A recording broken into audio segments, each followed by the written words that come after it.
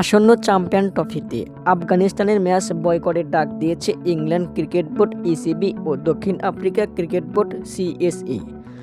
আগামী 19শে ফেব্রুয়ারি থেকে শুরু হবে 8 দলের চ্যাম্পিয়ন ট্রফি, যেখানে গ্রুপ বিতে রয়েছে দক্ষিণ আফ্রিকা, ইংল্যান্ড, আফগানিস্তান ও অস্ট্রেলিয়া।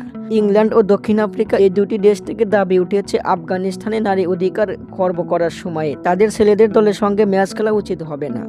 তাদের আরও দাবি, 2021 সালের আগস্টে তালেবানরা ক্ষমতায় আসার পর আফগানিস্তানের মেয়েদের ক্রিকেট দল বন্ধ করে দেওয়া হয়েছে। এছাড়াও বিশ্ববিদ্যালয়ে পড়াশোনা সহ মেয়েদের বিভিন্ন কর্মকাণ্ডের উপর নিষেধাজ্ঞা আরোপের ঘটনায় আফগানিস্তানে নারী অধিকার খর্বিত হয়েছে, যার কারণে তারা ম্যাচ বয়কটের ডাক দিয়েছে। তাদের ম্যাচ বয়কটের ডাককে সমর্থন করতে নারাজ আইসিসি। তার কারণ 1996 বিশ্বকাপে অস্ট্রেলিয়া ও ওয়েস্ট ইন্ডিজকে সমর্থন করেননি, 2003 বিশ্বকাপও সমর্থন করেননি। আইসিসি কখনো একটি দলের বিপক্ষে ম্যাচ বয়কটের ডাককে সমর্থন করে না। কিছুদিন আগে হাইব্রিড মডেল নিয়ে বড় জটিলতায় পড়েছিল আইসিসি। বড় সমালোচনা সৃষ্টি হতে পারে তাদের সমর্থন করলে।